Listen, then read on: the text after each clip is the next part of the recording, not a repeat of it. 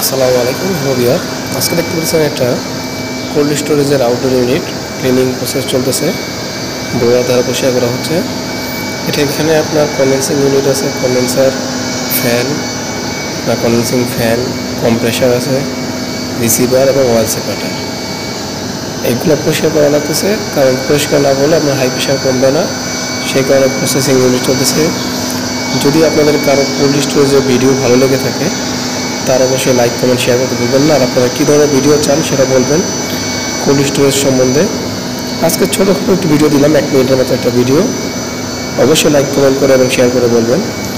আর আমরা তারপরে আবার আপনার হাই প্রেশার গান দিয়ে পরিষ্কার করে নেব। প্রথমে আমরা আপনার মূলার ধারা পরিষ্কার করে দিয়েছি।